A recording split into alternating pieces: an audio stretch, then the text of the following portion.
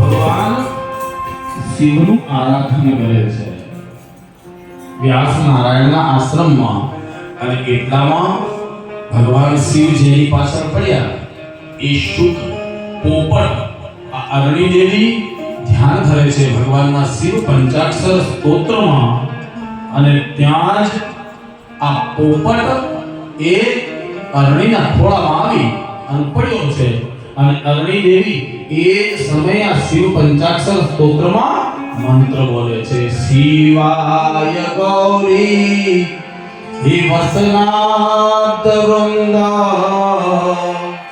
सूर्याय दक्षा भरनाशकाय श्री नीलकंठाय वृषध्वजाय अरे तस्मै शिकाराय नमः शिवाय तस्मै शिकाराय नमः शिवाय तस्मै शिकाराय नमः शिवाय नमः शिवाय એટલે શિકારાય આ પોપટ આવી અને ખોળામાં પડ્યો, અને એ સમયે અરણી માતાની આંખ ખુલી, એમને થયું કે કોઈ પક્ષી આવ્યું છે. એમણે પોતાના સ્વામી પતિ એટલે વ્યાસ નારાયણની સામે જોયું, અને વ્યાસ નારાયણે પાછો મંત્ર ચાલુ કર્યો છે. અરણીના ખોળામાં પોપટ પડ્યો, અને આ પંચાક્ષર સ્તોત્રનો પાછો પાઠ કોણે? વ્યાસ નારાયણે ચાલુ કર્યો. વસિષ્ઠ કુંભો દ્વગોતમાર્ય मुनीन्द्र देवार्चित शेखराय अंदोर वैश्वा नरलोचनाय तस्मै वकाराय नमः शिवाय तस्मै वकाराय नमः शिवाय तस्मै वकाराय नमः शिवाय. આ બાજુ ભગવાન શંકરે ભગવાન આ પોપટને જોઈ, અને કોણ? વ્યાસ નારાયણ કહ્યું છે વસિષ્ઠ કુંભોત ગૌતમાર્ય. ઓમ નમઃ શિવાય. આ પાછું શિકારાય આવ્યું, અને હવે શું આવ્યું? વકારાય. હવે આવશે યકારાય, એટલે શિવ પંચા આ ઓમ નમઃ શિવાય ખાલી તમે બોલો ને એનો આખો મંત્ર છે આ, પણ એનો ટૂંકમાં ઓમ નમઃ શિવાય બોલો એટલે આખા મંત્રનું ફળ તમને આ ઓમ નમઃ શિવાયમાં મળી જાય છે. નમઃ શિવાય. અને એ બોલ્યા છે યક્ષ પ્રભુ શિવને કહે છે, પોપટને જોઈને ખોળામાં પોપટ પડ્યો છે, અને પ્રભુ યક્ષ સ્વરૂપા જટાધરાય પિનાક હસ્તા સનાતનાય અરે દિવ્યાય દેવા દિગંબરાય તસ્मै યકારાય નમઃ શિવાય તસ્मै યકારાય નમઃ શિવાય તસ્मै યકારાય નમઃ શિવાય. આ ભગવાનનો પંચાક્ષર સ્તોત્ર પૂરો થયો, અને ભગવાન શંકર પોપટની પાછળ પડ્યા હતા. એ ભગવાન શિવ ત્યાં આવ્યા છે, અને શિવજી આવ્યા એટલે વ્યાસ નારાયણ ભગવાનને ખબર પડી કે જેની હું પૂજા કરું છું એ ભગવાન પ્રગટ્યા છે, ભગવાન આવ્યા છે. જુઓ, આપણે બધાને એમ હોય, આપણે કહીએ લૌકિક ભાષામાં, હું કહું ઘણીવાર એમ કે લગ્ન જ ન કર્યા હોત ને તો સારું હતું, હે હરિદ્વાર જઈ ભગવાનની ભક્તિ કરત તો ભગવાન મળત, આવું કહીએ ને. ક્યાંક ડીસામાં તો આવું કોઈ હોય નહીં, કારણ કે ડીસામાં તો બધા સતી સીતા રામ જેવા છે, એવા મને સમાચાર મળ્યા. આ તો મારા ભાભરની વાત કરું છું, પણ હું પરણ્યો તો ઈ છું હો. અને નવગ્રહ તો તમે કીધા ને, નવગ્રહ તો હોય જ છે, જે શાસ્ત્રોક્ત છે. જામાતિ દશમો ગ્રહ, જમાઈ છે ને એ દશમો ગ્રહ છે.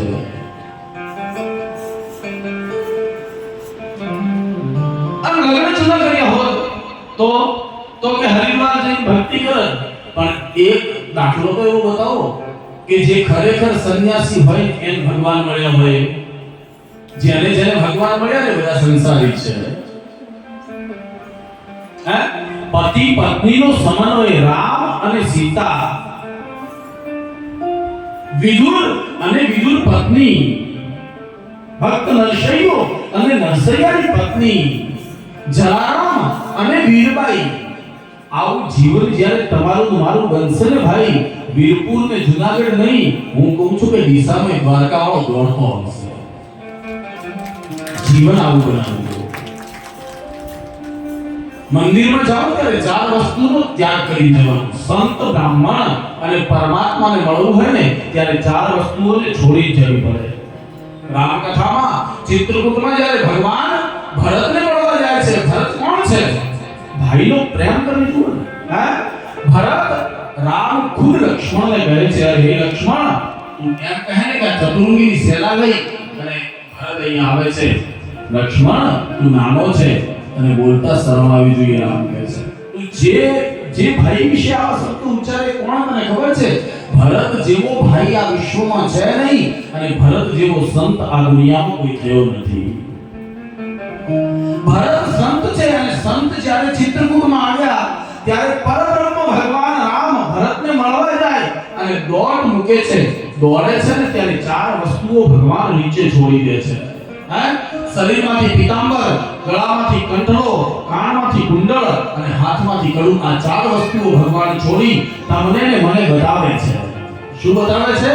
કે જ્યારે કોઈ સંતને, બ્રાહ્મણને કે ભગવાનને મળવા જવું હોય ત્યારે ચાર વસ્તુનો ત્યાગ કરી જાઓ. કામ, ક્રોધ, લોભ અને મોહ. આ ચાર આયુધો રૂપી ભગવાને તમને ને મને કહ્યું છે કે તમે જ્યારે ભગવાનના મંદિરમાં જાઓ, દરવાજા બાર આ ચાર વસ્તુઓને મૂકીને મંદિરમાં પ્રવેશ કરજો. એ ઠાકર ધણી મૂર્તિમાંથી દોડતો તમને મળવા આવશે. એના જોડે કામ, ક્રોધ ને અભિમાન લઈને ન જવાય ભાઈ. આ કામ, ક્રોધ, અભિમાન તો એનો ખોરાક છે. આ ચાર વસ્તુને ત્યજી દો, પરમાત્મા તમને મળવા આવશે. જેને ભગવાન મળ્યા ને બધા સંસારી છે. તમારા ઘરે કોઈ મહેમાન આવે અને મહેમાન આવીને સોફા ઉપર બેસે, પછી પૂછે કે ભાઈ આ મકાન તમારું છે? એટલે આપણો એક સ્વભાવ, આપણે એમ કહીએ કે મારું કઈ નથી, આ તો ઠાકોરજીનું છે. મારું શું? તારું મારું આ કઈ છે નહીં, ઠાકોરજીનું છે. આ ગાડી બહાર પડીએ તમે આપની હશે ને? ના ના, એ ઠાકોરજીની છે, મારું કઈ નહીં. આ ટીવી, સોફા, મકાન બધું ઠાકોરજીનું છે. આ છોકરા તમારા છે બે? ના ના, એ ઠાકોરજીના છે. એની પત્ની ભરતી હોય પૂછે કે આ પત્ની તો મુઈએ કયું ઠાકોરજીની છે? અરે ગયું છે. તમારો મારો જે થઈ ગયો ને, અને જેનું રોજ નામ લઈએ ને, અને અત્યારે વીરપુરમાં બેઠો ને, એ જલારામને કહ્યું છે આ પત્ની એ તારી ધન્ય છે. એ જલારામને જેને પત્ની પરમાત્માને સોંપી છે. જેને પરમાત્મા મળ્યા એ બધા સંસારી છે. અને તોય આપણને એમ કે કુંવારા રહેવો તો ભક્તિ કરો. બંનેના સમન્વય વગર, પતિ પત્નીના જીવન વગર પરમાત્માની ભક્તિ થઈ શકતી નથી. અને સંન્યાસી બનવું એટલે ભાગવતજીમાં લક્ષણ બતાવ્યા છે એના. કર્દમ ઋષિનો જ્યારે પ્રસંગ આવશે ને ત્યારે કહીશ, પણ અત્યારે કહું છું. સંન્યાસી ઘરથી કંટાળી અને કાપડની દુકાન ઉપર જઈને કેસરી કલરનું 2.5 મીટર કાપડ લઈ અને ભગવો પહેરી નીકળી પડે ને, એને સંન્યાસી ન કહેવાય ભાઈ, એને તો રેલવે પડ્યા એ બાવા જ કહેવાય. સંન્યાસના લક્ષણ છે કે તમારે તમારો ગૃહ ત્યાગ કરવો છે, સંન્યાસ લેવો છે. તો શાસ્ત્રમાં બતાવ્યા પ્રમાણે જો તમારા ઘરે સુખ સંપત્તિ શાયરી ભગવાનની કૃપા બધી જ છે, અને એમ થયું કે હવે ગૃહ ત્યાગ કરવો છે, હવે આમાં કંઈ નથી અને ભગવાનની ભક્તિ કરવી છે, તો 108 કુવાના પાણી જોઈએ, 108 નદીઓનું પાણી જોઈએ, સરોવરનું પાણી જોઈએ, અને આ બધું ન હોય ને તો તમારા સમીપમાં સરોવર હોય, નદી હોય, તમારા પરિવારને સાથે લઈ બ્રહ્મ મુહૂર્તે એટલે 4 વાગે સવારે તમારે ત્યાં જવું પડે. તમારી પત્ની, તમારા ભાઈ, તમારા બહેન, તમારા પિતા આ બધા જ ઊભા હોય. તમે એ સરોવરમાં 108 વખત ડૂબકી લગાવો એટલે 108 જળાશયોનું ફળ મળી જાય છે. એ ડૂબકી લગાવ્યા પછી તમારા જે વસ્ત્રો પહેરેલા છે ને એ વસ્ત્રોને તમારે છોડી દેવા જોઈએ પાણીમાં. એના પછી તમારું મુંડન થાય. મુંડન થયા પછી તમે બહાર આવો એટલે તમારી જ પત્ની તમને એક લંગોટ આપે છે. એ લંગોટ તમારે ધારણ કરવી પડે. એ લંગોટ ધારણ કર્યા પછી મુંડન થયું હોય અને લંગોટ ધારણ કર્યા પછી તમે પાણીમાંથી બહાર આવો. તમારી પત્ની, ભાઈ, બહેન, માતા, પિતા આ બધાને પગે લાગી અને હાથ જોડી એમ કહો, વેષ્ટિ યજ્ઞ કરાવીએ. એમ કહો કે ભાઈ આજથી તમે બધા જ મારા ભાઈ અને મા બાપ, ભાઈ અને બહેન છો. આજથી બધા તમારા સંબંધો પૂરા થાય. આટલું કહી તમે ઘર છોડી અને નીકળો અને ભક્તિ કરો ને એને સંન્યાસ લીધો કહેવાય. 1 મહિનો ઘરથી કંટાળીને જાય, બીજે મહિને પાછો આવે, સંન્યાસી ન કહેવાય, હોય એ બાવા કહેવાય. એના લક્ષણો હોય. એમને કઈ વસ્તુ એમને બનતી નથી કોઈ દિવસ. ઠાકોરજી પાસે માંગો ખાલી બસ તમે એક જ વાર, પણ 4 વસ્તુ છોડીને માંગો. અને આજકાલ તો પતિ પત્નીના પ્રેમ કેવા છે જોયું આ દુનિયામાં, જોવા જેવા હોય. એક ભાઈ આધેડ એટલે 40-45 વર્ષની ઉંમર, એના પત્ની ઓફ થઈ ગયા એટલે એની પત્નીને ડેડ બોડીને તૈયાર થઈ અને 4 જણાએ ઉઠાવી. આ ભાઈ બેઠા બેઠા રડે. પત્ની એક્સપાયર થઈ જાય એટલે રડવું તો આવે ને, અને કદાચ ના આવે તો લોક લાગે, રડવું તો પડે ને. એટલે થોડી વાર રડ્યા અને આ એની પત્નીને ઉઠાવી. એટલે ઘરનો દરવાજો નાનો અને દરવાજાથી બહાર નીકળતા એ જ ટાઈમે ઉપર કઈ ખીલી જેવું હશે. આપણે નથી કહેતા કે અમુક ટાઈમે શ્વાસ છે ને એ તાળાવે ચોટી જાય છે. આવી આપણી લૌકિક કહેવત છે. એટલે કુદરતી ઉઠાયા અને ખીલો અડી ગયો માથે અને આ બેન ઉભા થયા, નીચે ઉતાર્યા. એટલે પેલો ભાઈ બેઠો તો એ રાજી થયો. અને એમ થયું બધા રાજી થયા, ઘરના ખુશખુશાલ થયા કે ચલો આ છોકરાઓ બચારા હતા એમને માતો મળી, કુદરતી એના તાળામાં જીવ હશે એટલે. અને એના પછી 5 થી 7 વર્ષ આ બેન જીવ્યા અને પછી પાછા મરી ગયા. પાછા તૈયાર કર્યા એટલે એનો જે પતિ બેઠો હતો ને એને બધાને સતર્ક કર્યા કે ભાઈ જુઓ હવે ઉપર ખીલો ના આવે ને કે આ હવે 7 વર્ષ મને હેરાન કરશે. આ પ્રેમ છે. દાંપત્ય બગડતા જાય છે. આ દાંપત્યના સુધારા માટે કરીને જ આ અત્યારે બ્રાહ્મણો, ઋષિઓ આ વેદના જે અધ્યયન છે તમને કરવાનું કહે, ભાગવત કથા કે રામ કથા, આ તમારું દાંપત્ય સુધરે એના માટે.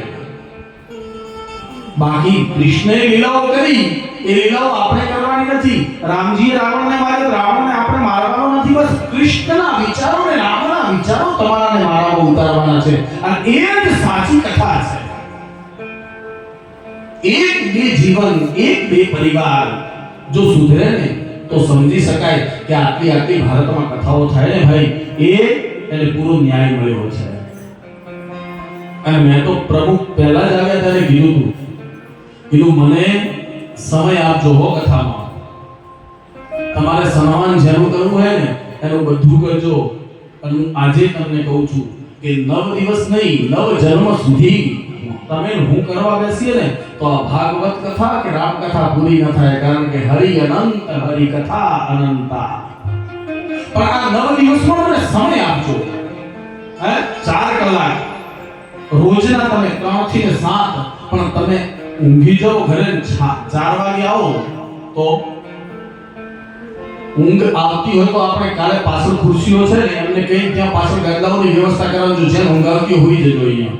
પણ 4 વાગે એટલે આ કથા મંડપમાં આવી જવાનું. અને પછી સાંજે 7 વાગશે એટલે મને એમ થાય કે હજી અડધો કલાક ખેંચું, પણ વળે પાછા તમે ઉતાવળ કરશો. જમવાનું બનાવવાનું હોય ને ઘરે. કર્મના જેમ કરવાનો 9 દિવસ. કર્મભાઈએ શું કર્યું હતું? ભગવાનને શું ખવડાવ્યું? ભાઈ ઘરે આવે ને એટલે હવે તો પાછી કઈ ચૂલાની કેવી માથાકૂટ તો છે નહીં. આપણે આ ધર્મો છે હો, અગ્નિ નારાયણ છે, અન્ન નારાયણ છે. હું સમજાવીશ. નવધા ભક્તિના પાઠ આવે ને સ્ત્રીઓ માટે, નવધાના પાઠ આવે છે. કર્દમે પોતાની પત્ની દેવહૂતિને સમજાવ્યા કે સ્ત્રીઓએ કયા કયા ધર્મ નિભાવવાના હોય છે. સ્નાન કર્યા વગર સવારે રસોઈમાં ન જવાય, તેનો પાપ છે. અગ્નિ એ નારાયણ છે. પણ બાપુ સ્નાન કર્યા વગર તો આંખે આમ ચા પીધા વગર તો આંખે ખુલતી નથી. પ્રથમ પ્રહર, પહેલા પ્રહરમાં જ સ્ત્રીઓએ જાગી જવું જોઈએ. 3 સ્નાન બતાવ્યા છે શાસ્ત્રોમાં. એક, જ્યારે 4 થી 4:30 કે 5 વચ્ચે જે સ્નાન કરવામાં આવે છે, પુરુષ હોય કે ભાઈ હોય કે બહેન હોય, એ દેવ સ્નાન કહેવામાં આવે છે. આ સમયે દેવો સ્નાન કરે. જ્યારે સૂર્યનો ઉદય ન થાય, જો સૂર્ય અસ્ત પામતો જ નથી, સૂર્ય ઉદય જ છે, એનો અસ્ત સંભવ નથી. પણ ચંદ્ર રૂપી અંધકાર આવે એટલે સૂર્ય દેખાતો બંધ થાય છે. સૂર્ય સવારે ઉદય થાય અને રાત્રિનો અંધકાર પૂરો થયો હોય એની વચ્ચેનો જે સમય છે એમાં સ્નાન થાય, એ મનુષ્ય સ્નાન છે. અને સૂર્ય ઉદય પછી જે સ્નાન થાય એ રાક્ષસ સ્નાન છે. આપણે બધા લગભગ આ જ સ્નાન કરીએ છીએ.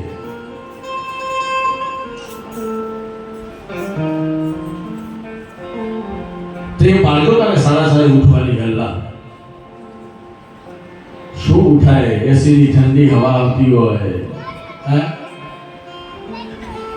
રાતના 2-3 વાગ્યા સુધી મોબાઈલો જોવાતા હોય. આ બગાડ્યું છે ને મોબાઈલો.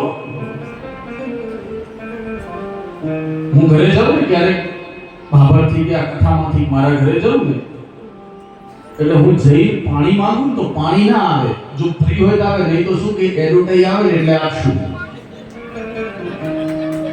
અને જોવે શું એ આ ટેલિવિઝન જેટલું ઉપયોગી છે ને ભાઈ, આ ઇન્ટરનેટ ને આ દુનિયા, ઓનલાઈન દુનિયા એટલી નુકસાનકારક છે. જોવે શું એ એડવર્ટાઈઝ રાહ જોવે, પણ જોવે શું એમાં ઘર કી કહાની, જેમાં નણંદ, ભાભી, ભાઈ, દેવર અને પિતાના ઝઘડા હોય, એ સિરિયલોના ઝઘડા આપણા ઘરમાં ચાલે. સનાતન ધર્મ સંસ્કૃતિમાં માતા, ભાઈ, ભાભી, બેન, દેવર, આ તો એક આપણો પરિવાર છે. આપણા વિચારો ક્યાંથી બદલાય છે? બસ આ ટીવી સિરિયલોમાં એ ઝઘડાય ને, એ ઝઘડા, એ ઉલટા વિચારો આપણા જીવનમાં ઘર કરે છે. 2 વાગ્યા સુધી મોબાઈલો જોવે અને સવારે પછી 8:30 ઉઠે. અરે સૂર્ય, તમે સૂતા હોય ને, અને સૂર્ય એ જગત આત્મા છે. રવિ ભાસ્કર, એને કોઈ પગાર પુરુષ તમે, તમારા ઘરે કોઈ નોકર હોય અને એ નોકર અડધો કલાક આગા પાછો થાય તો કહેવાય ભાઈ જો પગાર નહીં મળે, ટેન્શન નહીં આવે. તો સવાર એના સમય જાગે છે અને સાંજે એના સમય અસ્ત થાય છે. જીવનમાં ક્યારે એવું પૂછ્યું મને પગાર આપો? તમે જાગો, તમને દર્શન આપવા માટે આવે છે. એ જ પરમ આત્મા છે. સૂર્ય એ જ સાક્ષાત દેવ છે, એ જ ભગવાન છે. વહેલા જાગવાની ટેવ પાડવી. અરણી ના ખોળામાં આ પોપટ આવ્યો અને ભગવાન શિવજી આવ્યા. શંકર ભોળા એટલે જલ્દી પ્રસન્ન થાય.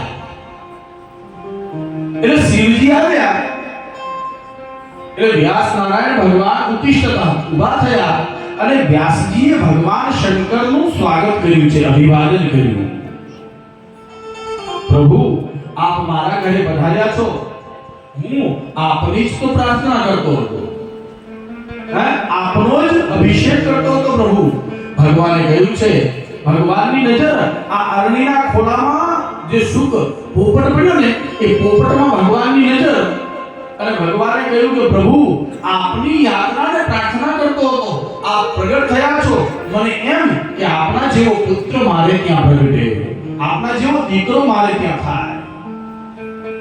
ભગવાન શંકર હસ્યા છે અને ભગવાને નેત્રો દ્વારા જે પોપટ અરણીના ખોળામાં પોપટ એ સુખ હતો ને, એ નેત્રો દ્વારા એક તેજ આ અરણીના ગર્ભમાં ભર્યું છે અને એ જ દિવસે આ અરણી દેવીની ગર્ભ રહ્યો અને અરણીના ગર્ભથી જેનું પ્રાગટ્ય થયું એ જ ભગવાન સુખદેવજી પોપટ ખોળામાં હતો સુખ અને એ જ સુખદેવજી મહારાજ બોલો સુખદેવજી મહારાજ કી જય સુખદેવજી આવ્યા એટલે ભાગવતનું નિર્માણ થયું રાજા પરીક્ષિતને મોક્ષ આપવા માટે સુખદેવજીનું પ્રાગટ્ય જરૂરી હોય એટલે ભાગવતજીમાં પ્રથમ સુખદેવનું પ્રાગટ્ય બતાવવામાં આવે છે સુખદેવ 12 વર્ષની આયુ છે સુખદેવ કેવા છે યોગી છે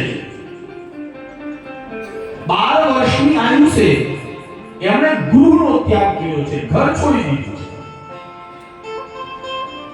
આપણા શંકરાચાર્યજી 2500 વર્ષ પહેલા ધરતી ઉપર આવ્યા 4 પીઠોની સ્થાપના કરી આખા ભારતમાં સનાતન ધર્મનો ડંકો વગાડી અને 32 વર્ષની આયુએ વિદાય લઈ લીધી અહીંયા 12 વર્ષે સુખદેવજીએ ગૃહ ત્યાગ કર્યો એટલે માને ને પિતાને દુઃખ થયું દીકરો 12 વર્ષનો ઘર છોડી દે એટલે દુઃખ થાય સુખદેવજી નીકળ્યા છે પિતા પાછળ જાય છે બેટા તું ક્યાં જાય છે સુખદેવજીએ કહ્યું છે કોણ બેટા ને કોણ બાપ હે આ દુનિયામાં કરણી આપો આપરી કોણ બેટા ને કોણ બાપ હે તમે જે કર્મ કરો છો ને એ જ કર્મનો ફળનું ભુગતાન તમારે કરવું પડે છે કોઈ બાપ બેટાનો સંબંધ છે જ નહીં આ તો લૌકિક ક્રિયાઓ છે બધી તમારી ને મારી કહેવાય છે ભાગવતમાં કે સુખદેવજી જ્યારે કોઈ સરોવરની સમીપમાંથી નીકળતા ત્યારે ત્યાં સ્ત્રીઓ પોતાના વસ્ત્રોને ત્યજી અને સ્નાન કરતી હોય અચાનક કોઈ પુરુષ આવે તો એમને વસ્ત્રો પહેરવા પડે પણ સુખદેવજી નીકળે એટલે એ એમની જે પરિસ્થિતિમાં હોય એ પરિસ્થિતિમાં આ સ્ત્રીઓ સ્નાન કરતી હોય કારણ કે સુખદેવ યોગી છે અને એ યોગીની દ્રષ્ટિ ફક્ત એક લાકડી દાંડી ઉપર જ હોય છે હા એની દ્રષ્ટિ આજુબાજુમાં જાય જ નહીં નિર્વિકલ્પમ સુખદેવજીનું પ્રાગટ્ય થયું આપણે બધા હવે જઈશું ભાગવતજીના મહાત્મામાં ગંગાના કિનારા ઉપર આ ભક્તિ છે ને ભક્તિ નામની સ્ત્રીની વાત કરી મેં એ સ્ત્રી ગુજરાતમાં આવી એટલે ભક્તિ ઘરડી થઈ છે એટલે જ આપણે ત્યાં ગળપણમાં ભક્તિ કરવાનો રિવાજ નાનપણમાં કોઈ જાય મંદિરે તો કે જવાતું હશે અને બહેનોએ તમે જોયું શ્રાવણ મહિનામાં તાંબાનો લોટો હાથમાં લે અને તાંબાનો લોટો લઈ સવારે નાહી ધોઈ અને ભગવાન શંકરને જળ ચડાવવા માટે જાય તમારો ભગવાન કોણ બહેનોનો